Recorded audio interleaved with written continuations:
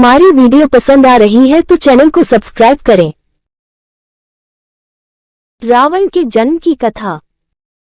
अब मैं तुम्हें रावण के जन्म की कथा सुनाता हूँ। राक्षसों के विनाश से दुखी होकर सुमाली ने अपनी पुत्री कैशी से कहा कि पुत्री, राक्षस वंश के कल्याण के लिए मैं चाहता हूँ कि तुम परम पराक्रमी महर्षि विश्रवा के पास जाकर उनसे पुत्र प्राप्त करो। वही पुत्र हम राक्षसों की देवताओं से रक्षा कर सकता है। अगस्त्य मुनि ने कहना जारी रखा। पिता की आज्ञा पाकर कैशी विश्रवा के पास गई। उस समय भयंकर आंधी चल रही थी। आकाश में मेघ गरज रहे थे। कैशी का अभिप्राय जानकर विश्रवा ने कहा कि भद्रे, तुम इस कुबेला में आई हो। मैं तुम्हारी इच्छा तो पूरी कर दूंगा, परंतु इससे तुम्हारी संतान दुष्ट स्वभाव वाली और क्रूरकर्मा होगी। मुनि की बात सुनकर कैशी उनके चरणों में गिर पड़ी और बोली कि भगवान, आप ब्रह्मवादी महात्मा हैं। आपसे मैं ऐसी दुराचारी संतान पाने की आशा नहीं करती, अतः आप मुझ पर कृपा करें। कैशी के वचन सुनकर मुनि विश्रवा ने कहा कि अच्छा, तो तुम्हारा सबसे छोटा पुत्र सदाचारी और धर्मात्मा होगा। इस प्रकार कैशी के 10 मुख वाले पुत्र का जन्म हुआ, जिसका नाम दशग्रीव रखा गया। उसके पश्चात कुंभकर्ण, शूर्पणखा और विभीषण के जन्म हुए। दशग्रीव और कुंभकर्ण अत्यंत दुष्ट थे, किंतु विभीषण धर्मात्मा प्रकृति का था। अपने भाई वैश्रवण से भी अधिक पराक्रमी और शक्तिशाली बनने के लिए दशग्रीव ने अपने भाइयों सहित ब्रह्मा जी की तपस्या की। ब्रह्मा के प्रसन्न होने पर दशग्रीव ने मांगा कि मैं गरुड़, नाग, यक्ष, दैत्य, दानव, राक्षस तथा देवताओं के लिए अवध्य हो जाऊं। ब्रह्मा जी ने तथास्तु कहकर उसकी इच्छा पूरी कर दी। विभीषण ने धर्म में अविचल मति का और कुंभकर्ण ने वर्षों तक सोते रहने का वरदान पाया। फिर दशग्रीव ने लंका के राजा कुबेर को विवश किया कि वह लंका छोड़कर अपना राज्य उसे सौंप दे। अपने पिता विश्रवा के समझाने पर कुबेर ने लंका का परित्याग कर दिया और रावण अपनी सेना, भाइयों तथा सेवकों के साथ लंका में रहने लगा।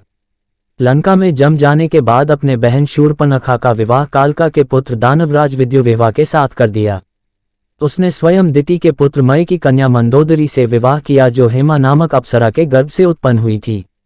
विरोचन कुमार बलि की पुत्री वज्रज्वला से कुंभकर्ण का और गंधर्वराज महात्मा शैलुष की कन्या सरमा से विभीषण का विवाह हुआ। कुछ समय पश्चात मंदोदरी ने मेघनाद को जन्म दिया, जो इंद्र को परास्त कर संसार में इंद्रजित के नाम से प्रसिद्ध हुआ। सत्ता के मद में रावण उच्छृंखल हो देवताओं, ऋषियों, यक्षों और गंधर्वों को नाना प्रकार से कष्ट देने लगा। एक बार उसने कुबेर पर चढ़ाई करके उसे युद्ध में पराजित कर दिया और अपनी विजय की स्मृति के रूप में कुबेर के पुष्पक विमान पर अधिकार कर लिया। उस विमान का वेग मन के समान तीव्र था। वह अपने ऊपर बैठे हुए लोगों की इच्छानुसार छोटा या बड़ा रूप धारण कर सकता था।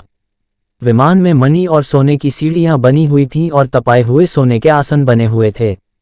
उस विमान पर बैठकर जब वह शरवण नाम से प्रसिद्ध सरकंडों के विशाल वन से होकर जा रहा था, तो भगवान शंकर के पार्षद नंदीश्वर ने उसे रोकते हुए कहा कि दशग्रीव, इस वन में स्थित पर्वत पर भगवान शंकर क्रीड़ा करते हैं, इसलिए यहाँ सभी सुर, असुर, यक्ष आदि का आना निषिद्ध कर दिया गया है। नंदीश्वर के वचनों से क्रुद्ध होकर रावण विमान से उतरकर भगवान शंकर की ओर चला। उसे रोकने के लिए उससे थोड़ी दूर पर हाथ में शूल लिए नंदी दूसरे शिव की भांति खड़े हो गए। उनका मुख वानर जैसा था। उसे देखकर रावण ठहाका मारकर हंस पड़ा। इससे कुपित हो नंदी बोले कि दशानन, तुमने मेरे वानर रूप की अवहेलना की है, इसलिए तुम्हारे कुल का नाश करने के लिए मेरे ही समान पराक्रमी रूप और तेज से संपन्न वानर उत्पन्न होंगे। रावण ने इस ओर तनिक भी ध्यान नहीं दिया और बोला कि जिस पर्वत ने मेरे विमान की यात्रा में बाधा डाली है, आज मैं उसी को उखाड़ फेंकूंगा। यह कहकर उसने पर्वत के निचले भाग में हाथ डालकर उसे उठाने का प्रयत्न किया।